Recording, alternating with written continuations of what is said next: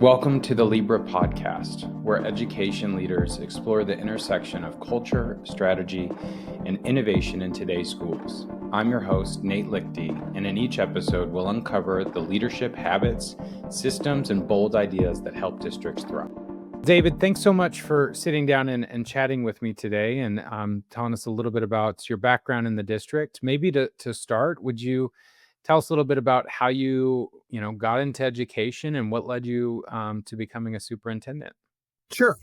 Well, I started out as a teacher and a coach. I was an English teacher, taught middle school English, coached a varsity baseball team that went to the state championship game and then won the state championship the next year and got into college coaching for a period of time. And while I was doing that, I was also an associate athletic director. It was a smaller Division III school. And then I decided to shift back into the world of K-12. And when I did that, I got back in as an athletic director, but I really kind of aspired to want to take a leadership track. I had been doing the sports and the athletic director thing for a while, went back to get my doctorate. I was always intrigued by doing that. And so maybe what was a little bit different about me than some other people is I kind of knew what I wanted to do when I went back into it. So I was always studying superintendents and leadership, try to identify strategies, approaches, things like that, analyzing what I thought maybe worked, didn't work in certain situations. And then as I moved along, I've been in a few different districts in a few different states, and I think this is my 16th year as a superintendent now. Wow, that's awesome. So, and tell me a little bit about Northport, your district that you're currently serving today. Sure. So Northport is a district on the North Shore of Long Island. It would be a very unique type of community in that we serve two different communities comprise our district, Northport and East Northport. Northport is on the water. It's got a main street that runs right down the middle of it, and it really is like living in a Hallmark movie. And then I'm not exaggerating either. And then East Northport is where you have a little bit more of the commercial, and you have probably not a little bit more diversity, not quite as much of the affluent homes and things like that. So, but generally speaking, it's a really, really great place to live and work. The people have been terrific to me here. We have about 4,200 students in our district.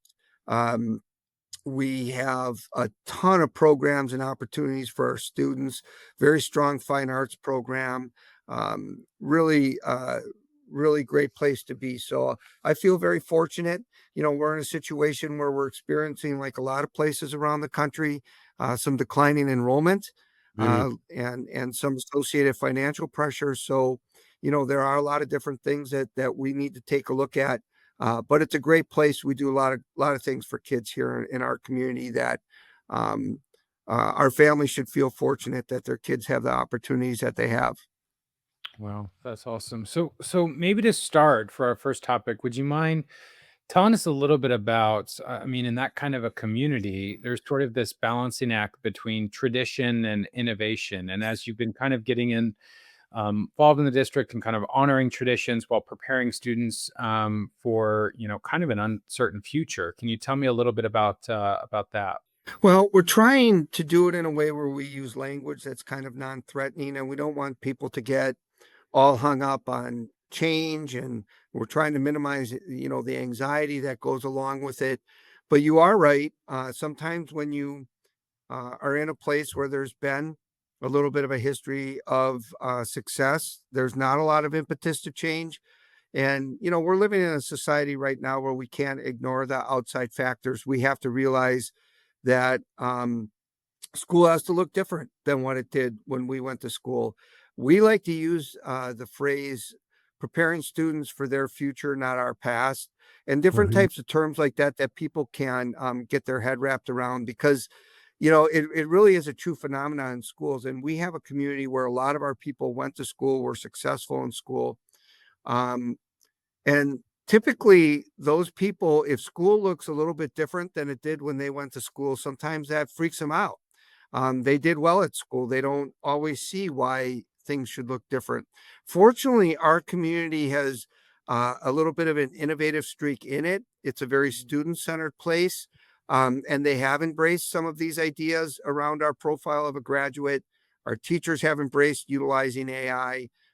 There hasn't been a ton of outright resistance, but there is the discomfort that comes along with having to think differently about how you're approaching things. And so what we're trying to do is to be intentional about how we define what we're talking about so that we can build a system where people can be successful. Attitudinally, they kind of understand, the job market is changing. The different types of things that the world that kids are going into is changing, but that still needs to lead to a change in practice. And of course, that's the hard part. And that's what anybody who wants to take this kind of work on is going to have to work through. Yeah. Is there a specific, you mentioned intentionality, and when I think about creating these future focused schools, has there been a specific strategy that you've seen as being really successful, especially with capturing, stakeholder buy-in and stakeholder being community and board and all of these other folks? Anything to kind of that's worked really well for you in the district? Well, a lot of schools across the country have started to develop their profile of a graduate. We call ours uh, or a portrait of a graduate. We call ours a profile of a graduate. Exact same concept. And our community has embraced that. They seem to get that. Our community does believe in sort of a whole child approach to education. So although many of our kids do very, very well, um, our community does embrace the fact that the social emotional components, the relevance, the fine arts, all of those different kinds of things, that it isn't just always all about test scores, which is Mhm. helpful in doing some of this work. Um, I also like to provide different types of tools. Like we have a definition of innovation, for example, and this whole future focused system that we're trying to set up. We identified 7 components of it. Um, we are really focusing on the professional learning communities model and high levels of teacher collaboration driving this work, because we think that the work is getting too complex for people to approach this individually anymore. Um, and what we do is we try to tie like some of Hattie's effect size research, for example, to some of the PLC principles, so that people can see how this work is really just related to 2 things. One, what is good classroom instruction? And 2, how do we personalize learning for students and make it relevant? And in a state like New York, where we are, the history of the Regents testing looms large and heavy a lot of times. Mhm. Um, and sometimes it gives teachers sort of a de facto excuse why they can't do something. And so I always try to talk about, let's not put this into either or types of conversations. Let's talk more about both and. Um, you know, we can be skills focused and still recognize that content is important. We don't have to put things into that either or kind of thinking trap that holds you back. Yeah. Are there any specific curricula changes that the district has implemented to really emphasize, life and readiness skills? Well, there's a couple things. We emphasize responsive classroom at the younger grade levels, and what I like about that is how closely it ties to just good tier 1 instruction, Mhm. relationship building. You can build in your belonging work, but you can also tie that to your academic work without it being like, an extra or an add-on. It Our teachers are getting good at melding that together. We have started to at the middle and upper grade levels. Um, focus more on restorative practices. So we do take a whole child approach, and it's not just all about academics, but we Right. also, from an academic standpoint, we currently have a really strong Academy of Finance program. And we're trying to replicate that in other areas where we have community partnerships, we have pathways, we develop ways for kids to leave here with micro credentials or certifications. Very beginning stages of that work, but I think that will be really important. Our uh, uh, elementary schools have just adopted a new literacy program. They went with the core knowledge and language arts program, and by the nature of that, it focuses on interdisciplinary learning as a part of all of the literacy experiences. And our students are really gravitating well toward that. We're trying to get teachers to see how they can use AI Mm-hmm. to expedite this. We're trying to get them to take a look at just being more skills focused, so that when we're talking about literacy, we're building in digital literacy, media literacy, ascertaining legitimate information and legitimate sources, and things that are more look more like what they will experience outside of school than just school for school's sake. And what we've done in our district is we have so many clubs and activities. We have so many electives at the high school that a lot of times our teachers have thought that, well, if they could take this class, they could take that class. There's so many different things that they can do. But then we didn't have a lot of assurances of what experiences we wanted to guarantee that all of our kids were getting. So what we're trying to get our teachers to understand is that you can have all these opportunities for kids, but it's still all about effective tier one instruction.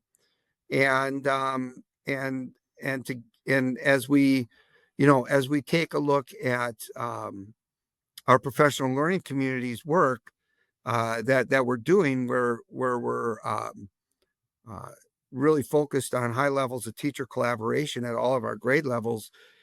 We really are trying to get them to understand how can we make things more relevant, how can we make things more interdisciplinary, how can we make things more aligned with the types of experiences kids are going to need outside of school, and not just necessarily what the actual learning standard says, but how we can get kids to understand uh, how that um, how that relates to things that they're going to experience in their everyday lives. When we talk about life readiness, we use that term. A lot of people talk about college and career readiness, Yeah. and that's a shift that we try to make. Is that it's not just college readiness in terms of AP classes. It's not just career readiness in terms of CTE programs. Life readiness encompasses a much larger type of concept, and it does involve the integration of the interpersonal skills, the ability to work effectively in teams, and a lot of those types of things. And we use information from the World Economic Forum's Future Jobs Report. We use information, from Bill Daggett and his work with Successful Practices Network. Yeah. We use information from the McKinsey group, a lot of the work that Michael Horn does. So we try to, instead of making it all theoretical and just, using the term future focused, we want to provide some definition and concrete examples for our teachers of what that can look like and why it's something that we need to embrace. It's huge to kind of again meet students where they're at, but also recognize the interpersonal piece with the academic, and just really focusing on that whole child and the whole student. Can you talk to Well, me a little bit about? Sorry, go ahead. um, well, go ahead. We'll see if I, we're going to say the same thing. I was going to ask about like the role that professional learning communities have played in this process, with how getting teachers prepared to kind of support all of this, but then also, everything with AI, and what does that look like for the district?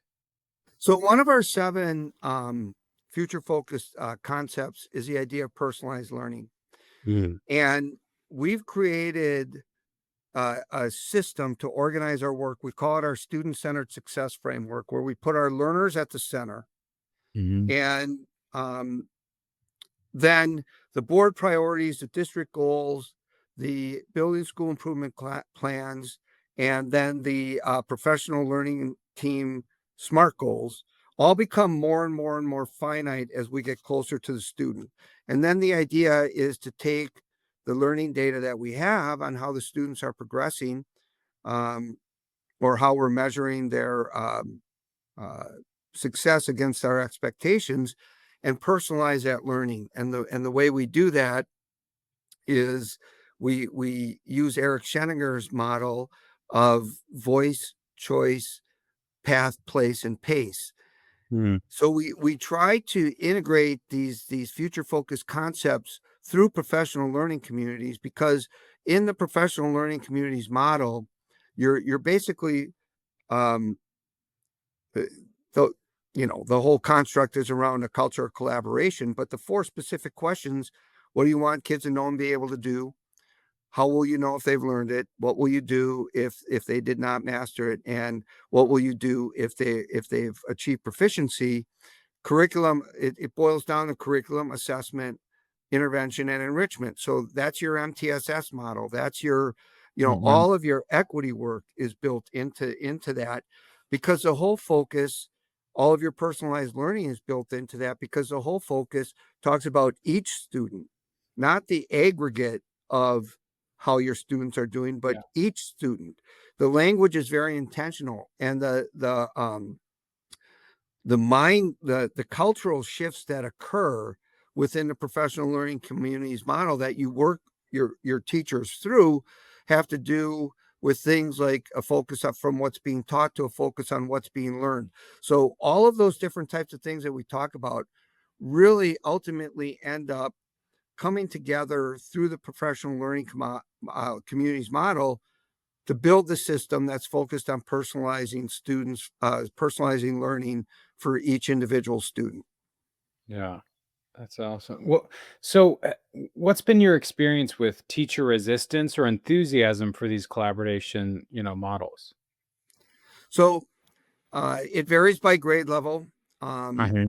and it varies by, since we still are somewhat in the early stages of this, and working through it and figuring it out.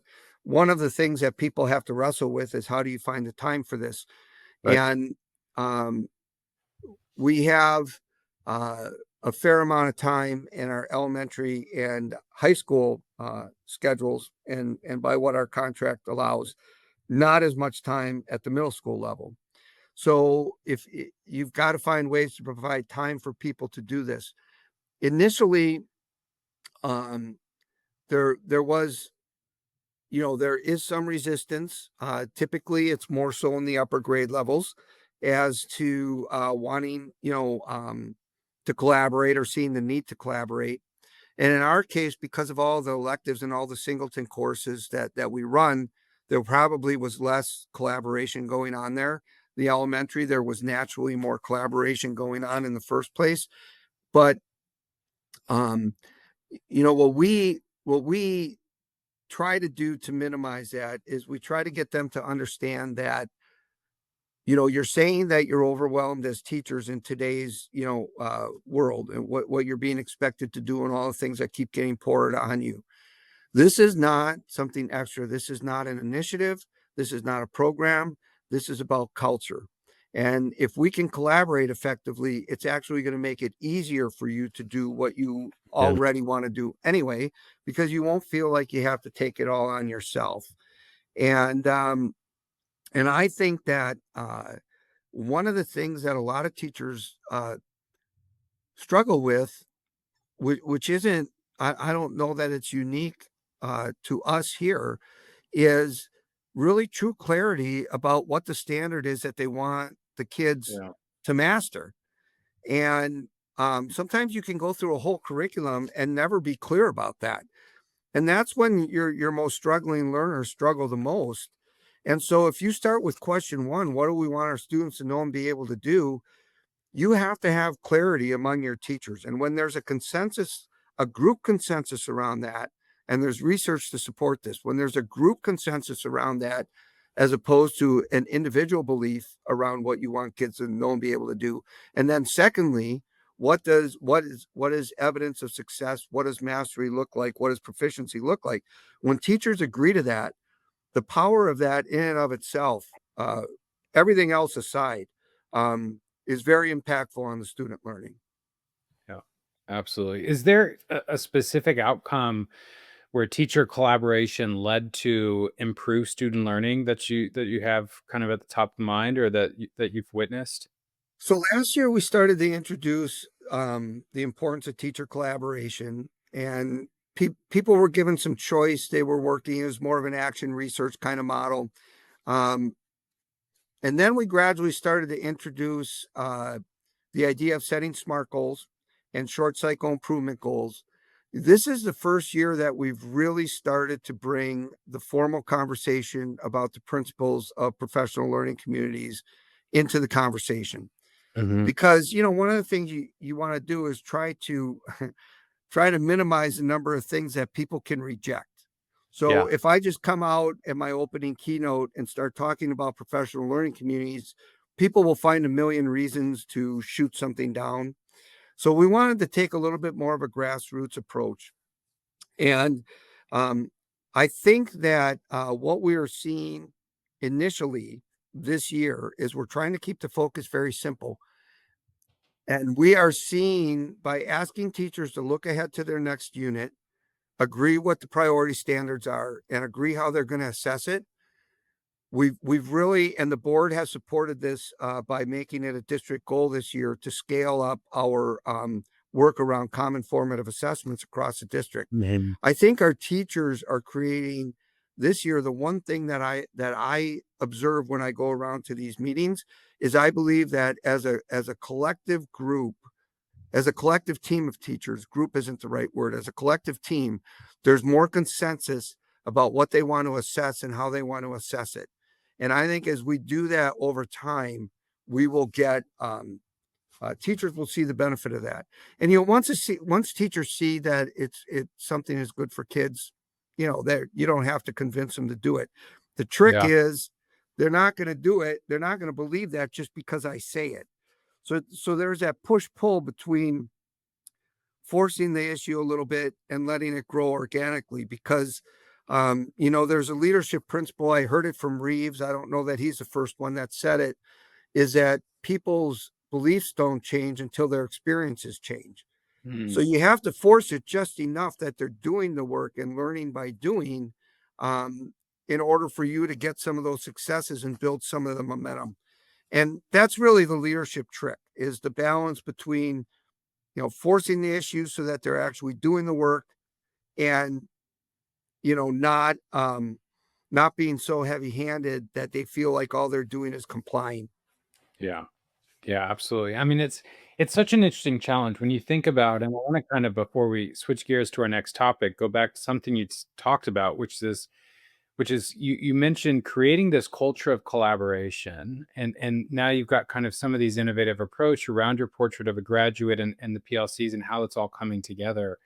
Can you, before we switch gears, can you talk to me a little bit more about how you've, as a leader of the district amongst your cabinet, how have you really drove in, from an administrative perspective, this culture of innovation, and created this sort of healthy culture that, gets folks to kind of champion around it? Well, again, I think the PLCs are key, because when you're focusing on short cycle improvement goals, you're innovating because you're looking in real time. How are our kids doing? What's working? What's not doing? What's not working? Um, when it comes to innovation, we want people to understand that innovation is about creating breakthroughs in practice that can be Mm. scaled and sustained, and that it's not about just you have an individual DNA gift. Your Jobs or Dylan or somebody like that, and only the few creative souls can innovate. That's not really the way it works. And so we want them to understand that when they're collaborating, they're innovating. That's what's Yeah. driving the innovation. Um, we also want to be clear about what do we mean by collaboration. Um, if you're talking about field trips and lunch lines and supervision schedules, you're having a meeting. It's not a PLC. And so we try to get them to understand that collaboration is when you are focused on the four questions. Then, so what collaboration is and isn't is important. Like I actually had a teacher say this to me, and it wasn't like I didn't take it personally. I didn't judge them because it's an example of what you go through. They didn't understand. They said, well, we share our ideas in a Google Drive. I mean, we Mm, collaborate. So yeah. if people aren't clear what you mean by collaboration, then they're just having a meeting or they're spending time together, but it's not going to translate into the student student learning pieces. We also, with the innovation, teachers are very interesting in that they're perfectionists and they in many cases want to be in control of their classrooms. And so getting them comfortable with the idea that not everything has to be perfect, that you're not being judged every time something doesn't work, letting them know that it's a culture that embraces risk taking. For some people, that can be a challenge because they feel like they're letting go of control, and it makes them very uncomfortable. Initially, anyway. Yeah, absolutely. I mean, I think, gosh, some of the things that are just keep standing out about as you're talking is this intentionality around, and I think what you even said was this intentionality in regards to language, and even more hearing about you talk about these PLCs and what collaboration really means, helping folks to see what that actually looks like, and that intentionality behind all of that, is how you create that culture of innovation for folks to see improvement. Well, that's why we came up with our so I mean, I came up with this. I mean, I don't know. As soon as I get time, maybe I'll finally write that book. But Yeah. I was doing a lot of the studying, and I realized that we want to talk about um, life readiness, preparing for students for their future, not our past. Looking at the future world of work, jobs that are disappearing, the jobs that are coming in, all of those types of things. And but when you use a term like future focused, somebody's just going to revert back into doing what they've already done because it's a Mhm. it's a vague term. And when you use a term like that, even if a person believes in it and is committed to it, it's going to mean different things to different people. So for us, what we did is we identified 7 constructs: life readiness, which equates to our profile of a graduate; teacher collaboration, which translates into our PLC work; skills focused, which is sort of the shift we're trying to make, is that it's not that content isn't important. We acknowledge that content is still important, but instead of driving home content to develop skills, maybe flip the model a little bit so that their their their skill development is driving their content acquisition. Not make it one or the other, but make sure that content's not the driver, because it's not. It's not really the driver anymore. Things change quickly. People have access to information at their disposal instantaneously. So we talk about that, and then we talk about equity. Uh, and again, we believe that's built into the PLC work, but we do a lot with belonging and some of the other things that we build in: personalized learning, which I've talked about; innovation, which I've talked about a little bit; and then the idea of interdisciplinary learning. Those 7. which which we brought into the conversation a little bit too. But again, even with the idea of interdisciplinary learning and life readiness, we talk about the difference between using technology, where PowerPoint is a substitute for lecture, versus taking technology tools and having uh, students take two different things and create something new out of it and create Mhm. a video or do something like that, create content. Now you're talking about creativity. Now you're talking about the profile of the graduate. So when we get people to understand what do we mean by rigor, or what do we mean by relevance, or how do we actually use technology in a way that helps us get at things that we couldn't do without it, I think that you can't take for granted that you're a one-to-one district, you have Chromebooks, and you're using technology, and all of the kids are automatically researching, uh, uh, uh, being exposed to all the skills that you say are important, all those kinds of things. So again, I like to give people models, and I like to make things as explicit as possible. And it takes time. I work with my principals and my administrative team all the time. I think about this stuff all the time. Then you take it to the teacher level, and the amount of time the teachers spend with it versus the amount of time the principals spend Right. with it versus the amount of time I spend with it. And then everything that the teachers go through just to manage their day-to-day schedule and work with their kids. You have to be patient. Like, we tell people, this is a 5 to 7 year process. We don't expect anybody to be, to have this down and Right. results to magically appear out of the sky in March. you Yeah. know so just, take it easy, relax. And then, I do think that we have people that are moving along and seeing the benefit. But I do know that we have other people that are still in the stage where they're still struggling with some of this a little bit. Yeah. But they have been, in our district, um, our communities embrace this conversation, and our teachers have really poured themselves in to trying to understand and do the work.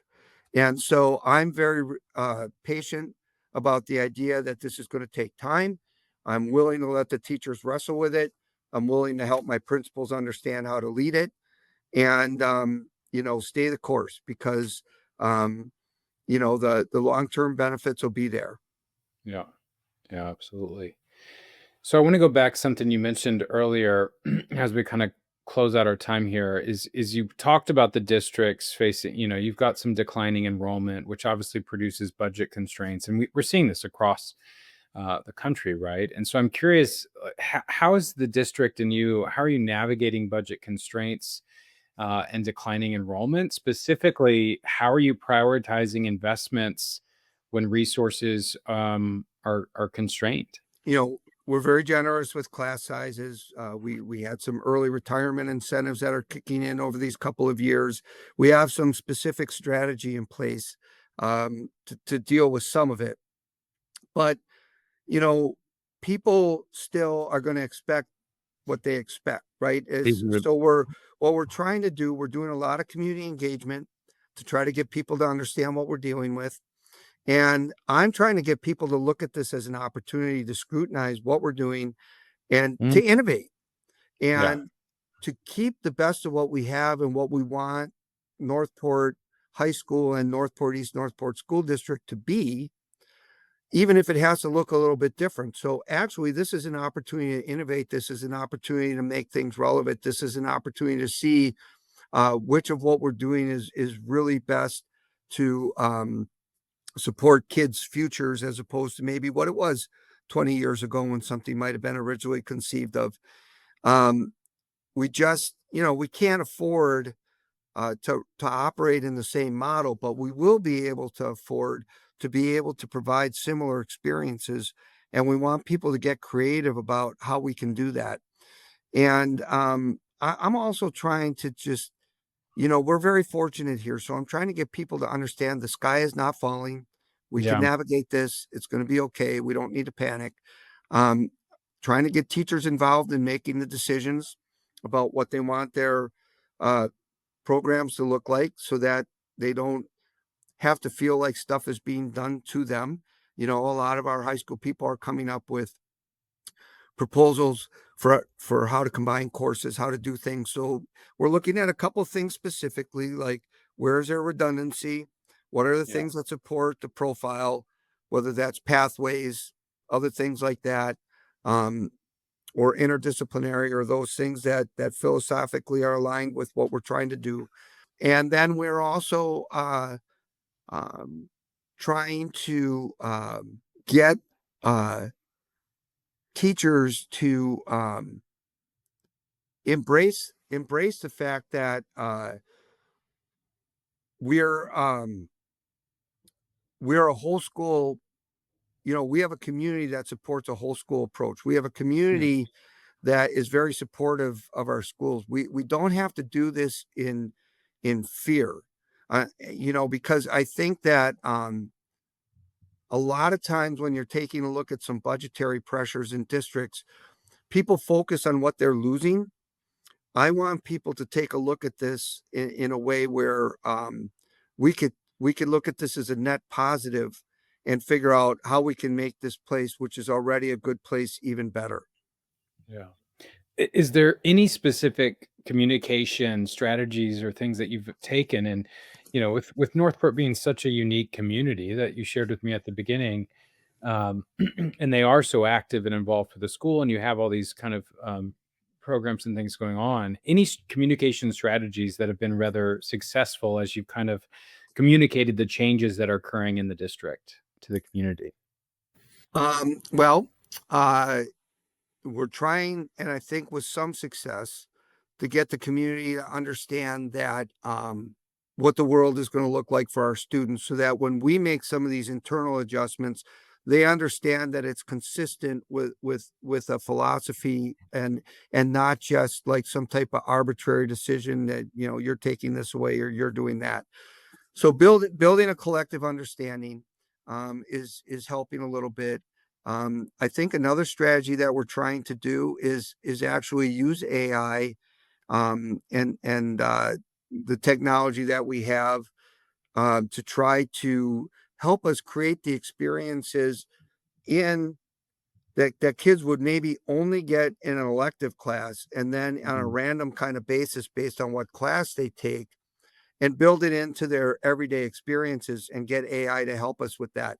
And literally, there are some things that we can do that we won't lose, and getting Yeah. people to understand that. For example, we offer IB and AP. So if there's a redundancy between the courses and IB is more consistent with the profile of a graduate, maybe we still offer some AP courses, but maybe we don't offer the same course with a different name. And we get people to understand you're not really losing anything. The kid's getting the same experience. Right. It's just it is a challenge, because people only pay attention when something affects them personally. So all of the work that we're doing, it's still going to manifest itself in different places when something happens that affects a family personally, and you just have to accept that kind of stuff as part of it. So Yeah. Yeah. I mean, that's a huge piece of it, is in many districts, like I said, we're seeing this in a number of places. Well, David, again, thanks so much for just sharing your thoughts and insights and kind of the work that you're doing there in the district. As we close out, I always like to ask, we have a number of new superintendents in the role this year, their first superintendency in their career. And there's a number of folks out there that are aspiring superintendents, and they're the next generation of district leaders. Is there any piece of advice in your years of experience that you'd like to maybe share with them, or as they're kind of looking to grow into fill in the seat that you're in one day? yes, two. One is that in the job description that they will apply for, it will always say that they want an innovative change leader. They want, a forward thinking, whatever, until you get in there and actually try to do something that looks different than it did before, in which case people lose their minds. Mhm. So it's really, really important that if you want to do some of the types of things that we've talked about here, for example, you have to get the board to understand it and support it. If the board doesn't support it, it's not going to happen. Yeah. The second thing is that you cannot take for granted that your principals can lead this work. They may be bright people, they may have the background to do it, but you hire them into a job and ask them to do arguably the most important job in the district, the most complicated job in the district. We always invest in building the capacity of our teachers. Like all of our professional learning in school districts, the vast majority of it goes to teachers. Not that it shouldn't, but you can't neglect your administrators. So we focus a lot, and it's something that's a little bit different, I think, than the way some other people do things. We focus a lot on building the leadership capacity of our administrators to lead the work. And I think if you don't do that and just take for granted that it's going to happen, it won't. I guarantee it won't. Yeah, I think that's a huge piece. And so many times, that leadership capacity is maybe not hit on with as much emphasis as the academic and instructional, expertise in aspiring superintendent programs. So I think that's a huge piece because they are they're supporting and they're in those buildings. So absolutely. Well, David, again, thanks so much for sharing your thoughts, your insights, and talking about some of the great things that you're doing there in the district. And hopefully we'll look forward to having you on again in a future conversation. All right. Thanks a lot, Nate. I appreciate it. I enjoyed it. Thank you.